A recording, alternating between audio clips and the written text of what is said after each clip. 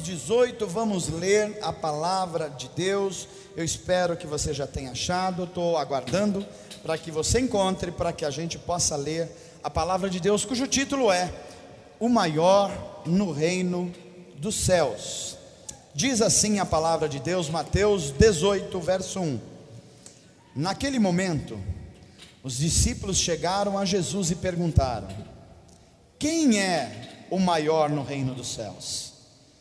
Chamando uma criança, colocou-a no meio deles e disse: eu lhes asseguro que, a não ser que vocês se convertam e se tornem como crianças, jamais entrarão no reino dos céus. Portanto, quem se faz humilde como esta criança, este é o maior no reino dos céus. Quem recebe uma dessas crianças em meu nome, está me recebendo. Mas se alguém fizer tropeçar um destes pequeninos que creem em mim, melhor lhe seria amarrar uma pedra de moinho no pescoço e se afogar nas profundezas do mar. Ai do mundo, por causa das coisas que fazem tropeçar.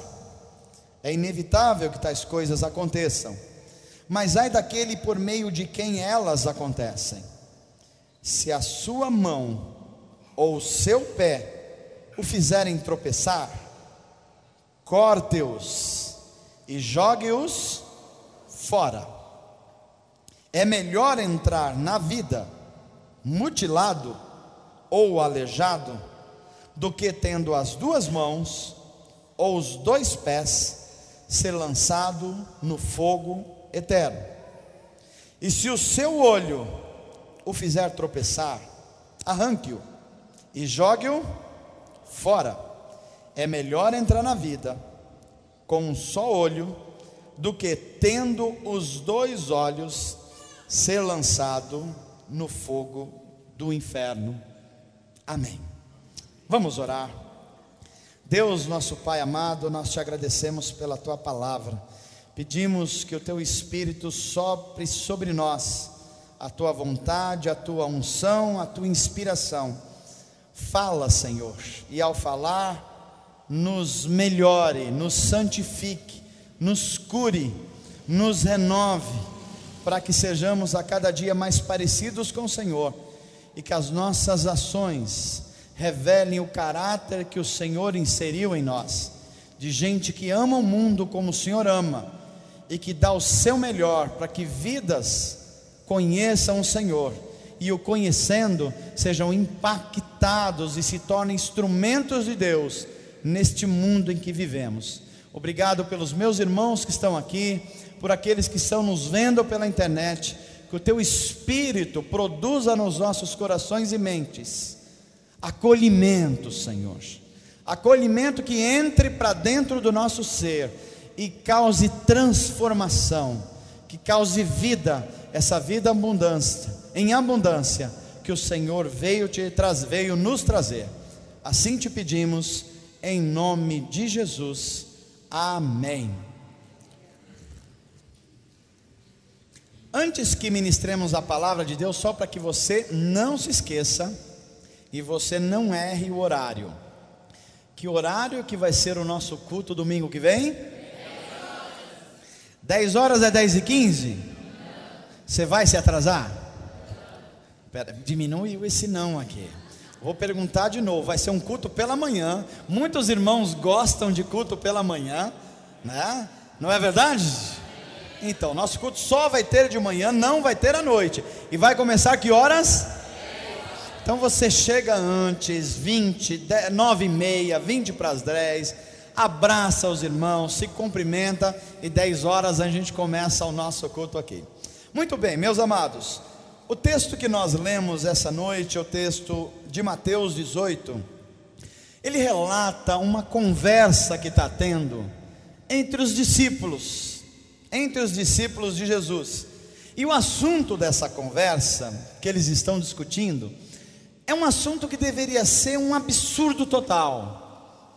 Eles estão discutindo quem é o maior deles no reino de Deus. E se a gente olhar o momento que eles estão discutindo isso, Estão aqui pelo menos 3 dos mais proeminentes discípulos de Jesus: Pedro, Tiago e João, ou seja, o que havia de melhor ali. Eles estão discutindo quem de nós tem mais poder espiritual, quem de nós é mais sábio e inteligente, quem de nós vai substituir um mestre a hora que ele, depois que ele não estiver com a gente. Era esse tipo de coisas que eles estavam discutindo. E o estranho para nós e absurdo é que eles estavam discutindo esse assunto, que por si já é absurdo, logo após deles descerem de um monte, onde a Bíblia relata para a gente a experiência da transfiguração, onde esses mesmos 3 discípulos, eles tinham sido testemunhas de algo que ninguém mais no mundo teve a oportunidade de ver. Ou seja, o corpo de Jesus, que era humano, ser transfigurado em um corpo glorificado. Eles tiveram assim uma premiere, uma prévia do que seria o nosso corpo depois da ressurreição.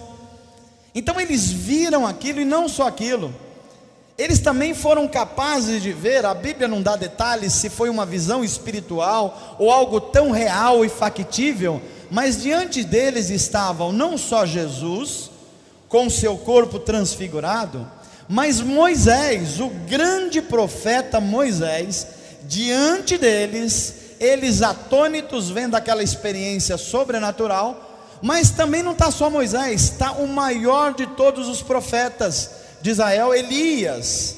Moisés representando a lei e Elias representando os profetas.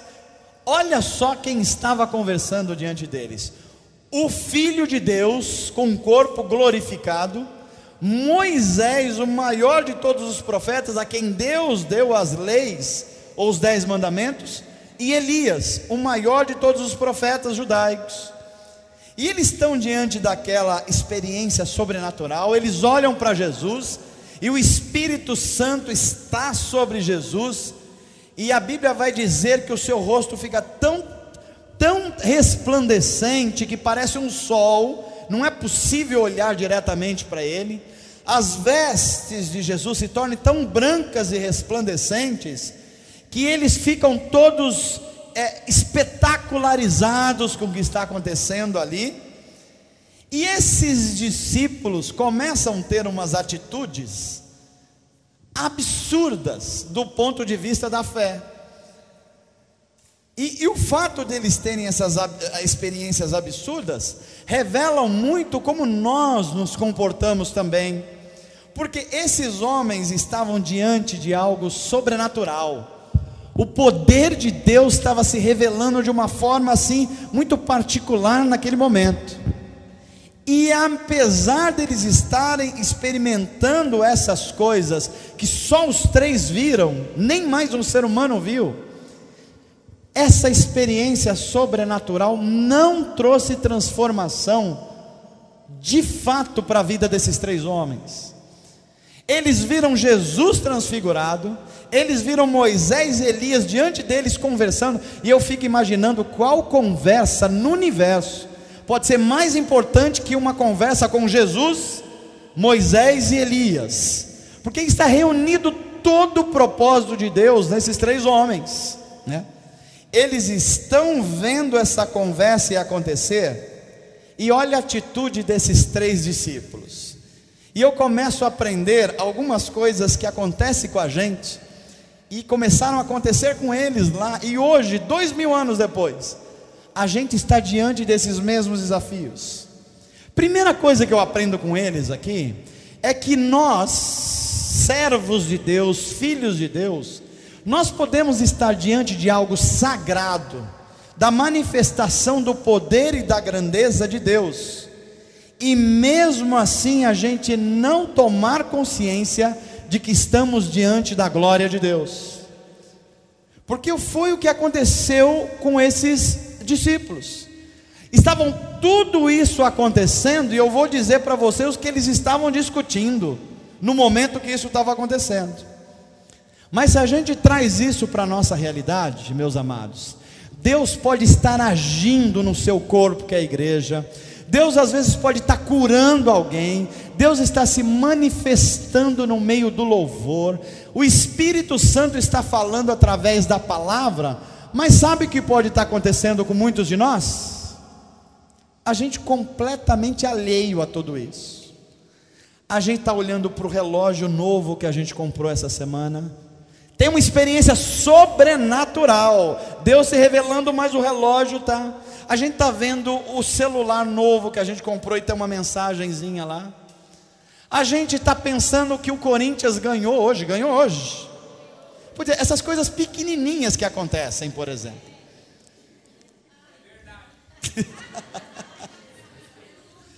Mas tantas outras coisas podem estar roubando a nossa atenção da manifestação da glória de Deus em nós e através de nós.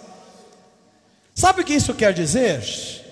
Que muitos de nós passamos na nossa vida espiritual por experiências sobrenaturais, mas isso não muda a gente. Naquele momento a gente se alegra, a gente glorifica a Deus, ou às vezes nem percebe o que está acontecendo, e a gente simplesmente perde a oportunidade que Deus nos deu. Então a primeira coisa que eu aprendo aqui, a gente pode estar diante do sagrado, sem se dar conta que Deus está no nosso meio. Sabe o que isso quer dizer?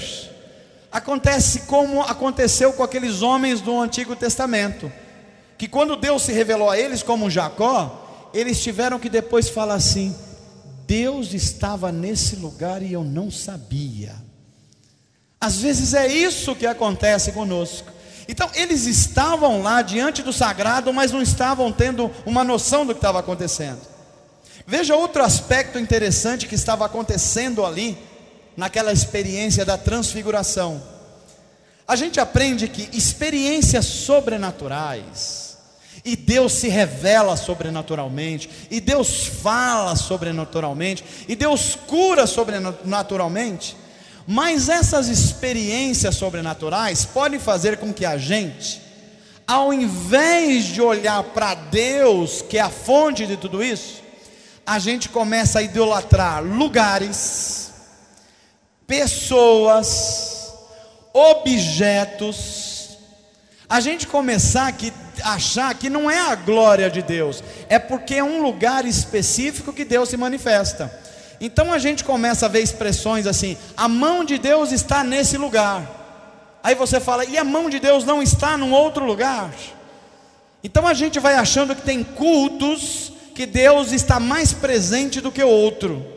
A gente vai achar que tem orações que tem mais força e orações que tem menos força. A gente vai sendo conduzido pelos eventos sobrenaturais, e pior, vai desenvolvendo dentro da gente um egoísmo espiritual, que a gente passa a querer tudo para a gente. Olha o que estava acontecendo com esses discípulos. Eles eram testemunhas da maior experiência sobrenatural do Novo Testamento, mas sabe o que eles estavam falando assim? O Pedro olha para Jesus, depois de tudo aquilo, ele fica maravilhado, ele fala assim: Jesus, esse negócio aqui sobrenatural está muito bom aqui em cima do monte.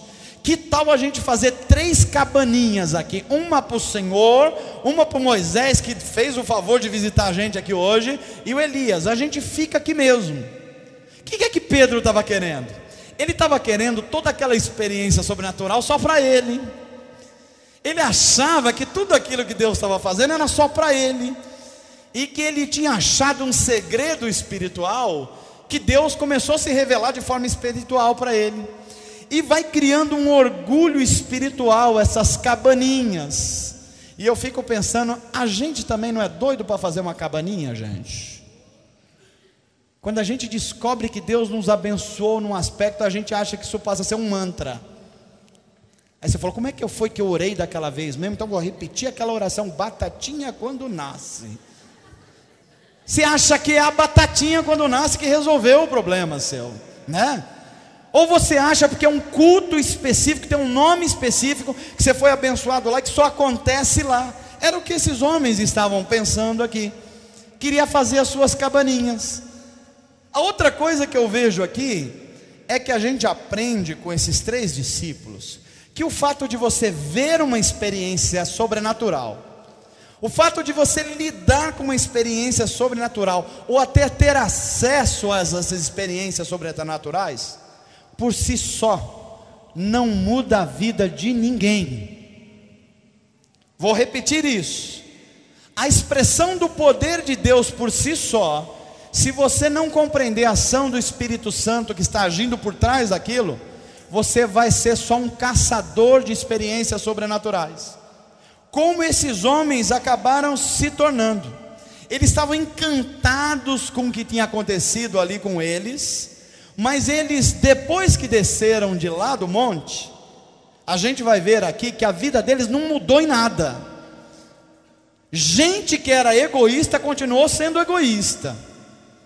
Gente que não se preocupava com os outros continuou não se preocupando. Pior, tinha um menino endemoniado lá embaixo, que eles desceram depois dessa experiência sobrenatural, e um homem chega para Jesus reclamando, dizendo: olha, esses seus discípulos não conseguiram expulsar esse demônio que está aqui. Ou seja, dá a impressão que depois da transfiguração, eles sairiam cheios de poder espiritual e mudando tudo, mas não é isso que aconteceu. E é interessante que no livro de Mateus, o próprio Jesus tinha alertado sobre isso. Deixa eu dizer para você, teve 3 cidades na Bíblia que Jesus fez a maior quantidade de milagres. 3 cidades. São 3 cidades, os nomes delas são Corazim, a outra cidade é Betsaida, e a terceira cidade é Cafarnaum. Corazim, Betsaida e Cafarnaum. Foi o maior número e frequências de milagres feitos por Jesus. E sabe que Jesus disse a respeito dessas cidades? Ele falou assim: eu nunca vi gente com coração tão duro como vocês. Inclusive no dia do juízo vai haver mais misericórdia para Sodoma e Gomorra do que para você, Cafarnaum, que viu os meus milagres e a manifestação do poder de Deus. Sabe o que a gente aprende aqui? Que os eventos sobrenaturais de Deus são para o seu povo, os milagres de Deus são o seu povo, mas isso por si só não desenvolve o caráter de Deus em nós. Diga assim comigo: Senhor Jesus, eu creio nos teus milagres, eu creio nos eventos sobrenaturais, mas eu preciso mudar a minha vida, mudar o meu caráter, à semelhança de Jesus de Nazaré. E aí eles descem do monte, e a primeira experiência é um garoto endemoniado. Eles não conseguem expulsar o demônio e chamam Jesus. Só Jesus que consegue fazer. Termina esse evento, esses 3 se reúnem os outros discípulos e começa: e aí, Tiago, quem que você acha aqui que é mais poderoso aqui entre nós? Eu estou imaginando a conversa desses discípulos, e eles talvez conversando de alguma coisa que Deus tenha feito através dele. Talvez o Tiago tenha conversado com o Pedrão: ó, Pedrão, Deus já fez coisa através de mim que você sem chance. Deus viu alguma coisa em mim aqui, Deus tem um borogodó especial aqui comigo que não tem com você não. E aí vem o Pedrão e fala: ah, mas olha, eu sou assim com Jesus. Toda vez que Jesus está em algum lugar, eu estou perto dele, tem um negócio especial, é por isso que eu estou aqui na primeira fileira, né? E eles começam a falar assim: quem de nós é o maior no reino dos céus? A conversa deles é paralisada com a chegada de Jesus. Jesus chega perto deles e fala: o que vocês estão conversando aí mesmo? E aí um deles fala assim: bem, a gente está conversando entre nós aqui, Jesus. Inclusive a gente vai aproveitar e perguntar para o Senhor: quem é o maior do reino dos céus? Eu fico pensando que cada um deles estava torcendo assim para Jesus falar: olha, não, eu acho que o maior é o Pedrão aqui, porque ele está sempre perto de mim. Ou outro pode falar: não, o Tiago tem características de liderança, eu acho que é a pessoa certa, esse aí vai ser o maior. Ou será João, aquele que se tornaria o apóstolo do amor? Talvez esse é o maior no reino dos céus. Jesus quebra a expectativa deles, todos, e chama uma criança. Pega uma criancinha, coloca no meio deles, e eu começo a imaginar esses discípulos olhando para aquela criança e fala: o que Jesus quer fazer com isso? E ele olha assim: está vendo essa criança? Pois é, quem de vocês não se tornar com um coração tão humilde e sedento de conhecimento de Deus como essas crianças, nunca vai ver o reino dos céus. Tem mais uma coisa, está vendo essa criança aqui? É essa criança que representa o reino de Deus. O que vocês fizerem para os pequeninos, estão fazendo para mim mesmo. E Jesus então coloca uma nova expectativa e novos valores de como é que Ele se relaciona conosco. Diga assim comigo: Senhor Jesus, me ensina isso hoje, que o maior no reino dos céus tem que ter a pureza de uma criança, tem que ter também a inocência de uma criança, e uma dependência do Pai de uma criança. E aqui Jesus começa a ensinar a esses discípulos que só quando eles se tornassem como aquela criança, é que eles iam começar a ter a percepção desse reino que Ele estava trazendo. E que enquanto eles estivessem encantados com o mundo espiritual, essas experiências espirituais iam passar, e eles iam continuar as mesmas pessoas. Aí depois eles tinham outra experiência sobrenatural, ia passar de novo, e eles iam continuar as mesmas pessoas. O que Jesus estava falando para eles é que eles não precisavam de mais experiências sobrenaturais. O que eles precisavam era nascer de novo. Amém, gente? Porque o mundo de Deus só começa a acontecer na nossa vida quando a gente abandona as posições antigas. Porque isso é coisa de adulto, criança não. Criança vive o dia dela como se sempre fosse o último, com intensidade. Não é verdade? Você olha para uma criança, ela está correndo por aqui, e se você perguntar para ela assim: você está preocupada amanhã o que você vai comer no café da manhã? O que você acha que ela vai falar? Primeira coisa que ela fala: não, meu pai está cuidando disso. E a gente devia ser assim. A gente vive numa angústia e numa ansiedade que a gente não se torna como uma criança. E a Bíblia diz que quando a gente não se torna como criança, a gente não pode ver o reino de Deus, a ação de Deus que está sendo feita na nossa vida. Então é a partir dessas coisas que Jesus explica aos discípulos, que Ele começa a mostrar aos seus discípulos que tem algumas coisas mesmo, que tem algumas situações na vida, que tem algumas circunstâncias que estão ao redor da gente, preste atenção nisso, que tem o potencial de impedir a gente de ver o reino de Deus, porque a gente se tornou adulto demais para isso, a gente já se tornou malicioso demais para isso, perdemos aquela singeleza da criança, a gente se tornou prepotente demais que consegue controlar a vida, a gente perdeu aquela coisa que tem da criança de falar assim: não, meu pai está cuidando das coisas, se eu estou tranquilo hoje é porque o meu pai está tranquilo. Você vê que uma criança quando está no carro do pai, a primeira coisa que ela entra no carro, ela já dorme, não é verdade? Já descansa, por quê? Porque é o pai que está dirigindo, ela tem total confiança no pai.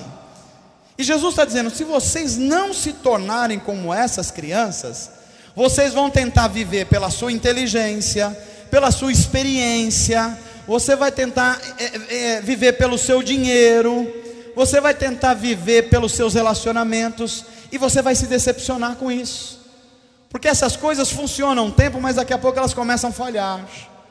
Você confia numa pessoa um tempo, mas uma hora ela vai te decepcionar. Vai ou não vai, gente? Vocês conhecem alguma pessoa na vida de vocês, alguma, que nunca decepcionou vocês? E vocês vão chegar à conclusão que são pessoas boas que decepcionam a gente, porque a gente só tem decepção com alguém que a gente nutre uma expectativa, não é verdade? Porque se a gente não nutre uma expectativa, a gente não se decepciona. E é isso que está acontecendo aqui, e Jesus começa a mostrar a esses discípulos que há coisas que cegam a gente em relação ao mundo de Deus, porque a gente ficou adulto demais e não se tornou como uma criança. E Jesus começa a colocar isso de forma prática a eles, porque Ele vai mostrando que há coisas, há situações, há propostas, há relacionamentos na vida da gente, presta atenção nisso, que tem o potencial de separar você do projeto e do sonho que Deus reservou para você. Vou repetir isso para que você não se esqueça. Às vezes há coisas, objetos, qualquer coisa na sua vida que separa você, tomou o primeiro lugar da sua vida em relação a Deus. Às vezes tem pessoas que fazem isso. Você começou a se relacionar com gente no seu trabalho, gente afetivamente, gente, sei lá, nos seus ambientes, e essas pessoas começaram a afastar você da sua visão do reino de Deus. Há situações na vida e propostas que têm o potencial de começar a separar a gente de Deus. A juventude é muito suscetível a isso. Você conhece os amigos e os amigos falam assim: olha, vem para a turma da gente, para a nossa tribo aqui.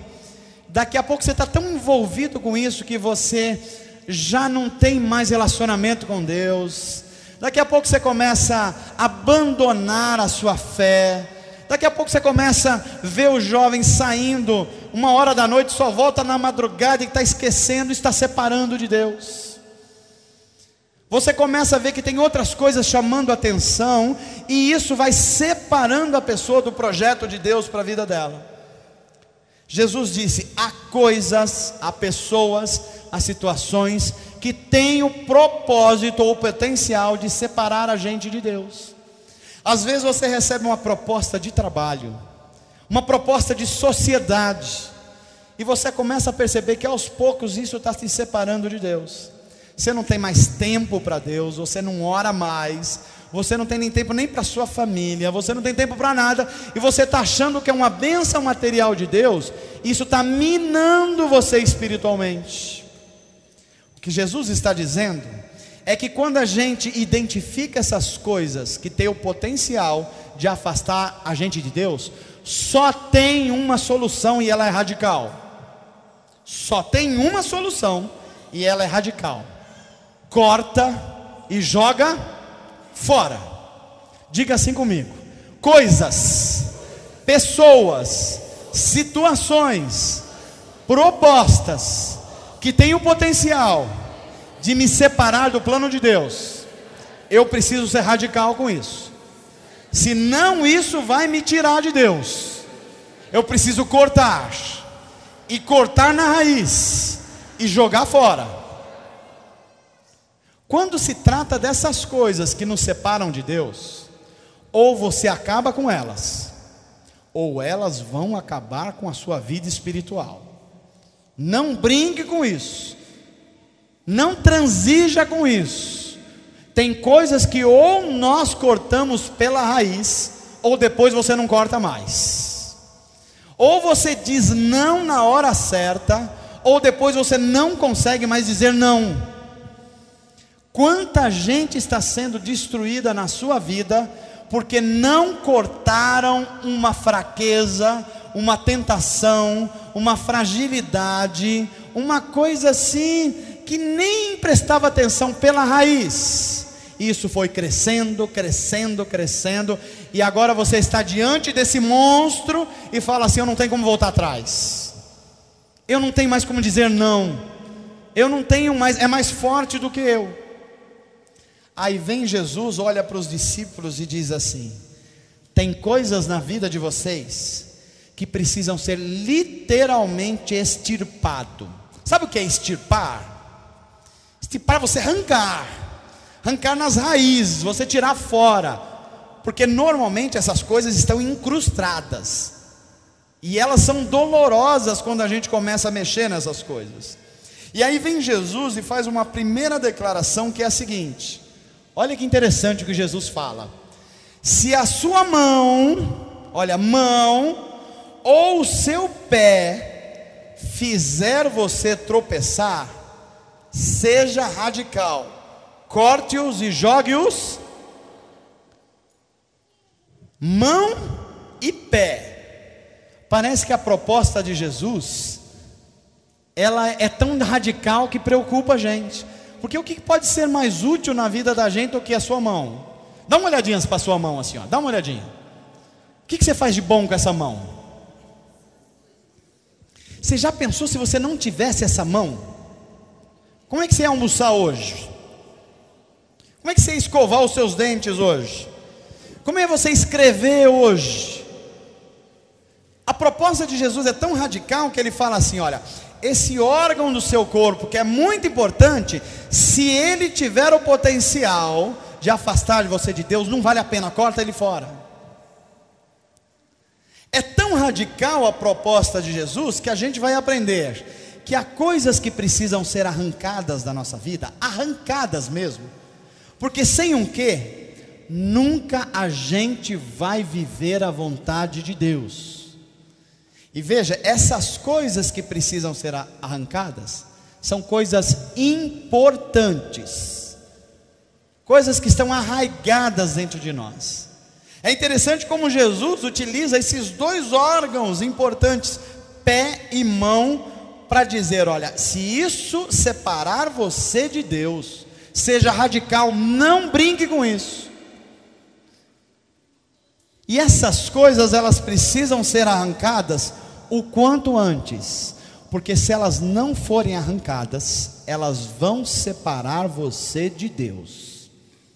Diga assim comigo: Senhor, me dá discernimento hoje, para identificar em mim o que está arraigado, e que precisa ser arrancado, para que isso não me separe de Deus. Aí talvez muitos de nós façam uma leitura do Novo Testamento, falando assim: será que Jesus está falando de modo literal? A mão meio boba, fazendo umas besteiras, a gente vai lá e passa o facão? Será que Jesus está falando disso? Jesus está falando de algo aqui que é muito mais profundo. Porque veja, é com a mão que você pega as coisas e traz para perto de você. É ou não é, gente? É com a mão que você segura e retém coisas na sua vida. É com as mãos que a gente se apodera de algumas coisas e traz para a vida da gente. E essas coisas quais nós pegamos na vida, sorrateiramente, bem de leve, ela vai nos afastando dos propósitos e dos sonhos de Deus. Coisas simples, coisas despretensiosas. Você já percebeu quando alguém esfria na fé, como é esse processo? Dificilmente é uma coisa radical. Ninguém esfria na fé de estar assim num momento especial com Deus e aí no outro dia não está mais. Não existe isso. Como é que uma pessoa esfria na fé? Tem umas coisinhas que a gente vai pegando para a vida da gente.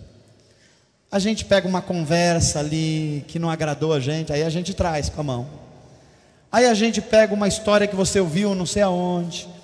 Aí você que orava diariamente, já não ora mais, né? Aí você que confiava em Deus, faz tempo que você não mergulha nas escrituras, você está ouvindo mais o seu colega de trabalho dando os conselhos, você passou a ouvir ele. Isso vai sorrateiramente tirando Deus da nossa vida e vai entrando umas outras coisas que a gente vai puxando com a mão. Quando a gente menos espera, a gente está agarrado com essas coisas. Como é que entra a separação de um casal por infidelidade? Esse negócio de alguém que fala assim, olha, e está na moda isso hoje. O cara viveu com a mulher, faz 3 anos, casou, fez a promessa, daqui a 4 anos ele fala assim, olha, não estou mais afim de você não. Por quê? Não, porque agora, sei lá, minha cabeça está diferente e tal, e sei lá, não estou mais afim, vamos conversar sobre isso aqui. Aí todo mundo fica pensando assim, puxa, de uma hora para outra, essa pessoa virou a cabeça. Não é assim que a gente pensa? Mas é verdade isso? Teve um monte de rachadurazinhas que foi entrando aí, uma coisinha ali, uma coisinha acolá, um descuido aqui, uma conversazinha mole dali, e as coisas foram sendo minadas. Daqui a pouco a coisa está estabelecida. É disso que Jesus está falando. Tem coisas que você vai pegando e trazendo para você, e que daqui a pouco você está abraçado com isso, e a hora que você está abraçado, você não consegue mais se livrar disso. E a proposta de Jesus é radical. Se tem alguma coisa que você pegou, abraçou, se apoderou e está começando a separar você de Deus, seja radical, corte pela raiz em nome de Jesus. Diga para quem está perto de você assim: seja radical, meu irmão.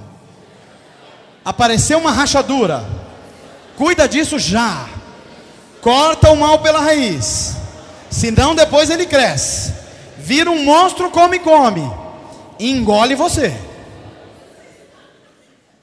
Não brinca com isso não. Pastor, eu estou com uma tentaçãozinha, mas eu estou resistindo. Não brinca com isso, meu irmão. Corta isso pela raiz. Pastor, eu comecei a gostar de uma bebidazinha, esses dias assim eu vim para a igreja meio torto já. Meu irmão, corta isso. Tem uma hora que isso não vai ter mais controle. Tem mais controle. Pastor, eu não sei, eu quase não gastava, mas agora eu não sei, tem um negócio de cartão, o banco me deu um cartão agora mais bonito, que é dourado, e eu estou contente com esse negócio. Eu nem comprava, mas agora, sei lá, é só digitar uma senha na internet, a gente já compra, ele manda para a gente, tá fácil, pastor. Corta isso pela raiz, senão isso vai engolir você. Depois você vai sair correndo atrás de campanhas financeiras do Deus que resolve o impossível, só porque você agiu estupidamente com seu cartão de crédito. Amém, gente? Amém. Deus está falando conosco aqui hoje? Amém. Corta pela raiz. Aí Jesus fala assim: agora o seu pé. E a gente vai olhar para os pés e fala: Jesus está sendo radical, mandou cortar o pé se ele fazer uma besteira. E eu fico pensando aqui que começa a vir na cabeça da gente assim: por onde a gente tem andado? Se Jesus fosse fazer isso literalmente com a gente aqui, não tinha muita gente sem pé? Gente cotoco? A gente ia começar a ver uns irmãos entrando sem pé na igreja aqui, né? Por quê? Porque Jesus resolveu agir literalmente e cortar o pé. Mas do que é que Jesus está falando? Jesus está falando de um órgão do corpo humano que leva a gente para todos os lugares e que leva a gente para todos os ambientes. E que esse órgão, se ele estiver levando você para ambientes que não condizem com Deus, você precisa cortar isso. Se ele estiver levando você para caminhos do coração que está separando você de Deus, não brinque com isso. Corte isso pela raiz, porque se você não cortar, isso vai engolir você. E os pés são interessantes porque às vezes a gente, sem perceber, a gente é de Deus, a gente está na igreja, a gente ora, a gente canta, a gente ouve a mensagem, mas sorrateiramente os nossos pés estão levando a gente para caminhos assim, tipo da avareza. Você vai se tornando um sovina. Sabe o que é um sovina? É o pão duro. Ninguém tira a mão do seu bolso. Você vai ficando assim com o seu filho, com a sua esposa, vai ficando com a igreja, vai ficando com todo mundo. Chamar você para almoçar é um desastre, porque você nunca vai pagar para ninguém, o seu coração ficou avarento. E você foi promovido, está ganhando mais, mas isso tornou você é isso aí mesmo que você está pensando. Dentro do bolso dessa gente tem ratoeira. Pôr a mão lá, é um caminho que vai entrando no coração. Olha outro caminho, eu falei aqui, consumismo. Com a facilidade da gente comprar coisas hoje, você compra o telefone que não precisou, aí você troca outra, a panela de pressão que agora faz um barulhinho, faz chiu-i-ui e frita não sei o que. Essas coisas vão roubando a gente, vão levando embora. Daqui a pouco você olha na sua casa, tem 7 panelas de pressão, cada uma com uma coisa, você não usa nenhuma delas, porque te enganaram que você frita a batatinha frita sem o óleo, só que não te enganaram que fica com gosto de isopor também. Você vai comer, sente um isopor lá, né? A gente vai caminhando por um caminho de jugo desigual. São os pés que vão levando. Você se apaixona por alguém, aí você começa a amar alguém, e quem está bem apaixonado é meio bobo, não é isso? Não é isso? Não fica meio bobo? Cada um de nós aqui, um momento da vida, já passou por essas coisas, né? E o perigo da gente se tornar meio bobo é que a gente pode se tornar um abestado, como diz o Tiririca. E a gente começar a andar por coisas que literalmente são jugo desigual na vida da gente. É um cara que chega para a conversa de uma menina que é de Deus e fala assim: olha, fui na sua igreja é legal, gostei daquele pastor lá, aquele cara lá é legal. Aquela música que tocou na igreja também gostei, ó, eu vou na igreja com você. Você vai mesmo? Vou, eu vou acompanhar você. Até quando? Não, a gente vai indo aí até a gente casar. Aí vai indo, chega na hora do casamento, o cara fala assim: ou eu, ou as outras coisas, julgo desigual. Aí quais os caminhos seguintes? Choro, dificuldade, Deus não está me enxergando, só eu que sofro nessa vida, eu sou um azarado sentimentalmente. Mas são caminhos que os pés levaram para julgo desigual. Fala assim comigo: Senhor Jesus, me livra disso. Que os meus pés caminhem por caminhos santificados, que me conduzam a Deus. E se precisar cortar o pé, eu vou cortar em nome de Jesus. Você vai fazer isso mesmo? Vou começar a ver gente cotoco aqui.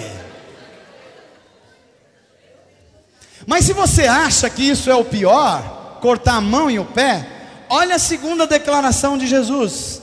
E a segunda declaração de Jesus diz o seguinte: se o seu olho o fizer tropeçar. O olho faz tropeçar, gente? Quem não já deu uma tropeçadinha aqui com o olho? Se o seu olho fizer tropeçar, o que você deve fazer? O que você deve fazer? Arranque-o e jogue. Que tal essa aqui? Eu consigo imaginar você pensando na sua mão e falar assim: olha, estou sem mão, mas eu tenho um cotoquinho aqui, a gente vai brincando com isso aqui. Você olha para o pé e fala: ih, perdi o pé. Mas eu falo, sei lá, a gente pega uma muletinha aqui e sai andando. Agora, e sem olho? Sem os olhos, que são as janelas da alma. É pelos olhos que a gente enxerga a vida. É pelos olhos que as coisas entram dentro de nós. Olha, Jesus era tão fantástico ao explicar disso, que ele falou assim: ó, vocês estão se preocupando com besteiras. Vocês estão se preocupando com o que vocês comem, se lava a mão, se não lava a mão. Mas o que contamina o ser humano não é o que entra pela boca, mas o que? E o que sai, sai do coração. E o que estava no coração entrou por onde, gente? Pelos olhos. Porque os olhos são a janela da alma. É quando você vê uma coisa que muda o seu humor, é ou não é? Se olhou uma coisa e não gostou, como acontece depois com você? Jururu o dia inteiro. Entrou pelo olho, foi para a alma. Você olhou uma coisa que você queria muito e não pode ter, e entrou aquilo no seu coração pelos olhos. Bolsa Louis Vuitton, oh Deus. Mas você viu uma dondoca lá, não sei da onde que tem uma, e você deixou aquilo entrar no seu coração, entrou pelo olho. Aí você fala: me dá, eu quero, tem que ser isso, me dá. Inferniza o marido, e o marido nem sabe o que é isso. Que é isso? Luiz o quê? É o Luiz, não, é a bolsa que eu tenho que comprar, é um sapato, sei lá o que é. Entrou pelos olhos, pela janela da alma, e vai deixando a sua alma angustiada. É o olho que alimenta todos os impulsos internos da gente. É o olho, por exemplo, que condena, é ou não é? Eu não sei se você já passou por a experiência, ou você fazer ou você receber, de um olhar que vem para você e você sabe que condenou você. A pessoa não falou nada, só olhou, aquela olhada assim, falou. Não, eu ia falar das mulheres aqui, mas não vou falar não, vou falar dos homens só, dos homens. Mas sabe aquela olhada quando uma mulher chega numa festa, numa coisa que uma olha para a outra assim e lambe com o olho? Parece que a língua do olho cai assim, ó, né? É pelos olhos que essas coisas vão entrando. Com os olhos a gente desdenha do outro, não é verdade? Um olhar a gente olha assim e parece que você não viu ninguém, que o outro não é ninguém. É com os olhos que a gente cobiça as coisas. É o chamado olhar do pidão. Quando é só comida, quando é só uma lasanha, está mais fácil, mas isso vai piorando. Aí você fica com um olho de pidão para a casa do outro, para o carro do outro, para a família do outro. Você acha que a esposa do outro é melhor que a sua, que o esposo é melhor. É aquela história de que a grama do vizinho é mais verde que a sua. Tudo isso entra pelos olhos da gente e vai separando a gente de Deus. E Jesus falou: olha, cuidado com seus olhos, porque eles são a janela da tua alma. E o que entrar pelos seus olhos vai descer para o coração. E é isso que contamina o ser humano. É isso que vai arrastar você para o mal. E eu fico pensando aqui, quanta gente sendo destruída pelo que a Bíblia chama de concupiscência dos olhos. Gente destruindo as suas finanças pessoais, porque tudo que olho vê, faz o quê? Compra. Gente destruindo os seus casamentos, por causa das fantasias, das caras revistas, e revistas caras. Gente destruindo o seu casamento porque começou a ver o São Jorge e começa a comparar a sua vida com a vida da novela, e não concebe que é uma mentira estúpida aquela. É tão estúpida que o policial, eu vi na internet isso, o policial da Turquia fala português, e você, inteligente, fez até a 4ª série, aceita isso numa boa. Policial turco chamando a atenção de brasileiros e falando em português, e você acha que está falando em línguas, né? Acha que está acontecendo isso. Aí as fantasias, as revistas, você olha para uma mulher que é irreal, que é fabricada pelo Photoshop, pelas academias, e fala assim: eu tenho que ser igual a essa mulher. Aí se mata, deixa de comer, meu irmão. Belo dia você liga alguém e fala: sua mulher desmaiou, porque não comeu nada hoje. Isso é insano, isso é absolutamente insano, porque isso entrou como fantasia dentro da vida, e acha que a mulher vai ser muito mais amada por isso. Gente, se isso fosse verdade, os ricos, famosos e bonitos não tinham problemas no casamento. Se isso resolvesse o problema de alguém, se alguém fosse mais amado com isso, os casamentos estavam tudo tranquilo. Se essas coisas, se gastar dinheiro, se querer aparecer, resolvesse, a Gretchen tinha resolvido o problema dela. Mas ela já está no quanto? 38? Já chegou no 38 o casamento ou não? Está nessa fase aí. Porque tudo que vem pelos olhos vai entrando para a alma. E Jesus fala assim: cuidado com essas coisas, porque tem gente destruindo-se pelos vícios, porque ainda frequenta ambientes que os vícios estão lá. Você melhorou, você foi abençoado, fortalecido por Deus. Você tinha problema com bebida, ou com cigarro, ou com, sei lá, com videogame, ou essas coisas, essas tranqueiradas todas que entram para a vida da gente. Mas aí você melhorou porque você procurou outras coisas. Daqui a pouco você fala: eu estou bom, eu estou forte. Aí começa a frequentar esses lugares. O que vai acontecer? O que vai acontecer? Vai cair. Pastor, não, agora eu já estou forte, eu já consigo frequentar essas coisas na boa. Você vai cair, meu irmão. Se você frequentar esses ambientes, você vai cair. Teve um homem na Bíblia chamado Sansão, que achou que podia brincar com sexo, por exemplo.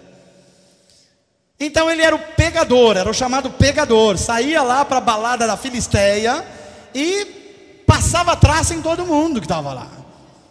Ele achava que era o mais fortão também, que batia em todo mundo, prendia ele quebrava tudo. É o cara que prendia arrebentada.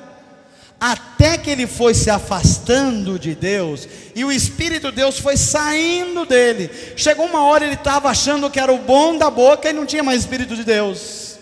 Aí ele vai lutar com os filisteus. O que acontece? Toma uma surra tão grande, mas tão grande, que até os olhos dele foi para o espaço. E sabe o que foi o final de Sansão? Os filisteus pegaram eles, colocaram no seu palácio, fizeram uma festa. Falamos assim: vai lá, Sansão, você é o nosso palhaço da noite, dança e canta aí para a gente se divertir.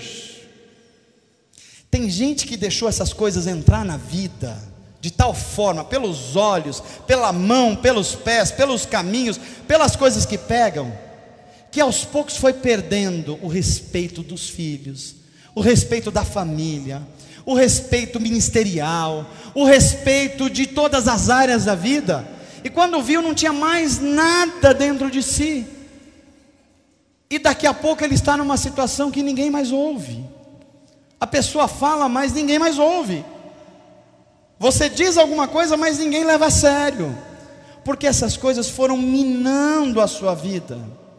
E eu não posso deixar de dizer que num mundo nosso como hoje, quantas pessoas deixando entrar pelos olhos, pelos pés e pelas mãos, coisas que a gente traz para a vida da gente, através de sites, através de chats na internet. Não, pastor, eu sou casado, mas eu fiz uma amizade aqui com uma menina lá de Belo Horizonte, mas a gente é só amigo, pastor. Esse negócio de amigo virtual, bonito isso, bonito. Você vai ver onde vai parar isso aí. Quando você tentar cortar, não dá mais para cortar. E aí você entra numa escalada de pecados e de afastamento de Deus, que a sua vida vai se destruindo, e você vai assistir um velho, tendo alguns anos de idade, novinho, mas já envelheceu emocionalmente. Tem pessoas que se deixam aprisionar por tudo que está vendo. E eu quero dizer aqui, pais e mães, em nome de Jesus, não ache que você pode deixar os seus filhos andarem sozinhos, ou que a escola vai educar os seus filhos.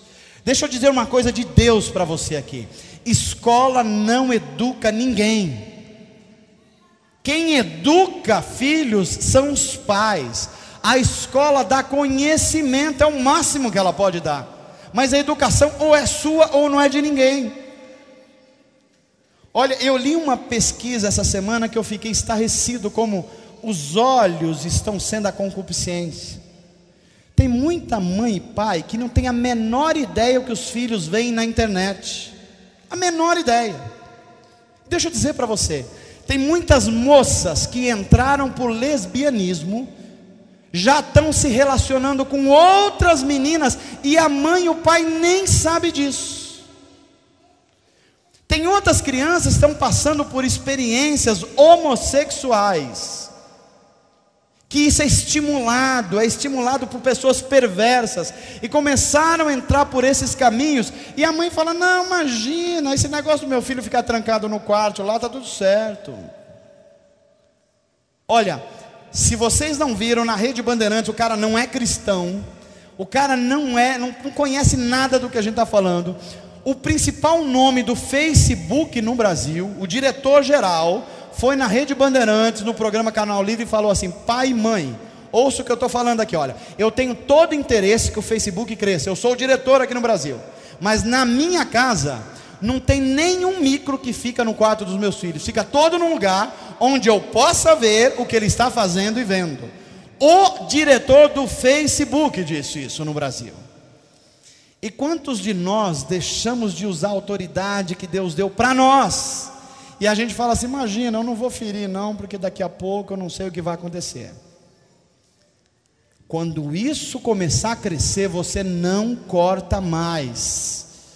Quando essa árvore ganhar galhos, ela vai cair por cima de você.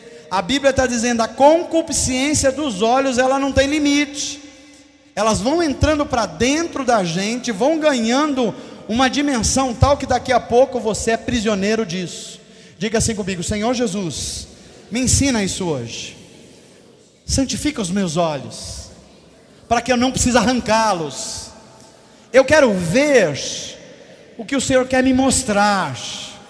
Não deixa entrar avareza pelos meus olhos, não deixa entrar consumismo pelos meus olhos, não deixa entrar qualquer porcaria pelos meus olhos, nem cobiça, nem inveja, mas que só possam entrar coisas que pacifiquem o meu coração e alimentem a minha alma.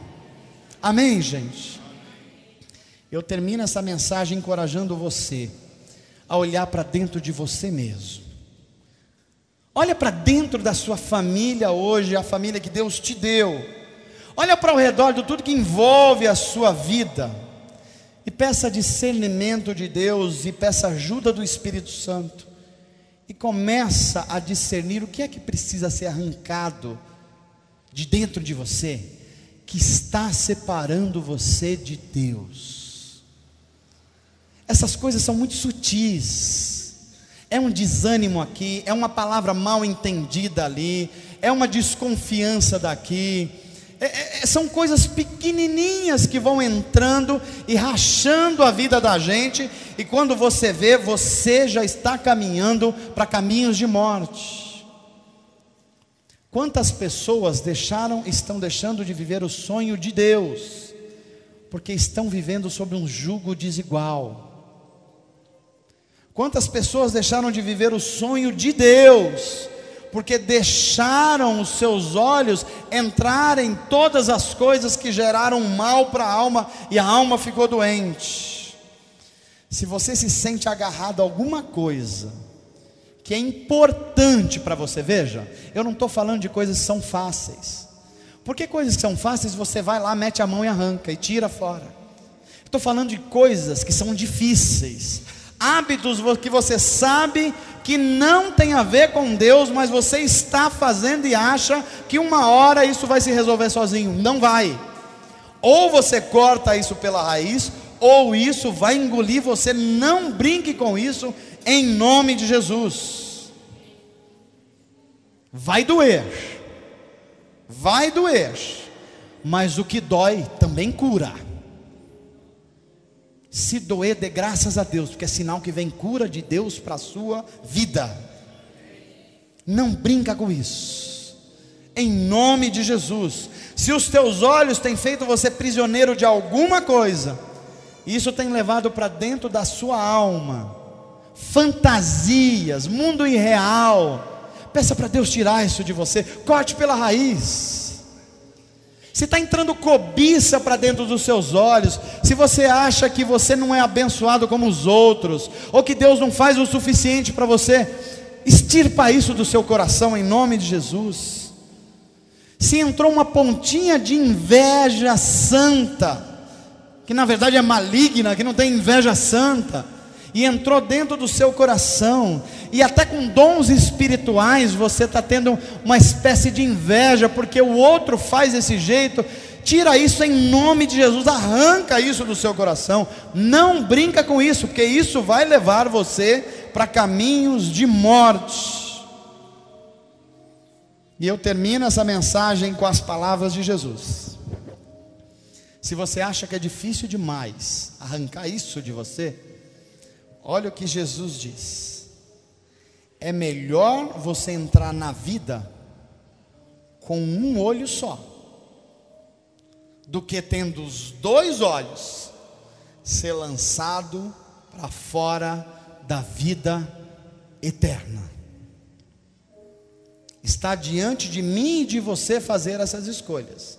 Se você acha que pode amar a Deus, mas continuar com um casinho que ninguém sabe, você está criando um monstro dentro de você, que vai te engolir. Se você acha que pode servir a Deus, e está buscando alguém de Deus, mas alguém falou assim para você: olha, eu gosto mais ou menos aí do que você faz, da sua fé, mas depois a gente conversa. Se você deixar isso acontecer, você vai para o abismo. Deus está falando para você isso hoje. Não brinca com isso, corta isso pela raiz, porque depois vai se tornar um jugo desigual. Está cheio de gente sofrendo, e provavelmente vai sofrer até o final da vida, porque entrou para um jugo desigual. Eu não sei quais são as coisas que estão entrando pelos seus olhos, ou que você está pegando, ou que seu caminho está te conduzindo.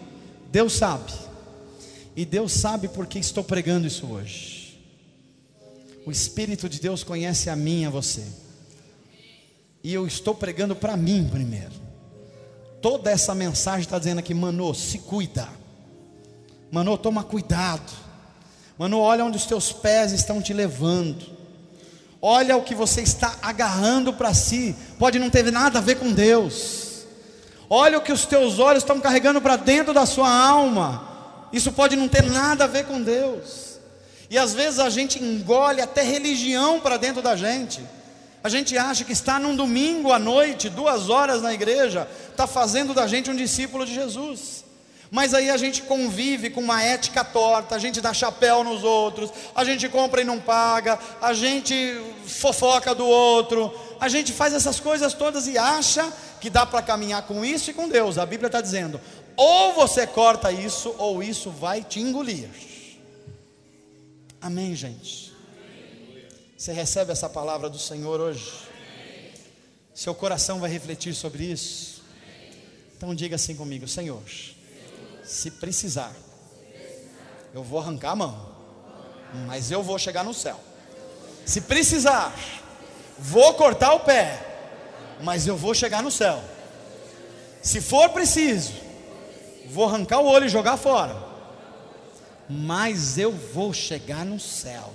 O céu é o meu destino, é a minha promessa, é aquilo que Deus preparou para mim, e eu tomo posse em nome de Jesus. Amém. Que Deus te abençoe, para a glória de Deus. Queria que você olhasse para dentro de você e pedisse a ajuda do Espírito de Deus para identificar quais são as coisas que têm o potencial de afastar você de Deus. Quais são as pessoas que têm o potencial de afastar você de Deus? Quais são os ambientes que têm o potencial de afastar você de Deus? E eu creio que o Espírito Santo está identificando aí no seu coração. E isso que eu creio já veio na sua mente. Eu quero te encorajar a colocar isso diante do Senhor. Eu quero te encorajar a não brincar com isso, a não dar uma de sanção, a não brincar com a tentação, a não brincar com aquelas coisas que parece que são de brincadeirinha, que você controla a qualquer momento. Você não controla. Pelo contrário, isso vai controlar você se você não cortar pela raiz. Eu queria que você olhasse para dentro de você e ver se não nasceu um consumismo que você já perdeu o controle. Se não nasceu uma inveja que você não está conseguindo tirar daí de dentro. Se não entrou pelos seus olhos uma cobiça que você não aguenta mais viver a sua vida, você está sempre se comparando com a vida de alguém.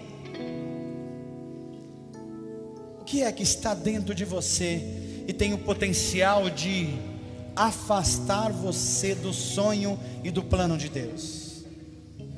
Se você, como eu, abriu o seu coração para o Espírito de Deus hoje, e você identificou alguma coisa que tem esse potencial de separar você de Deus, levanta a sua mão assim, onde você estiver, eu quero orar junto de você.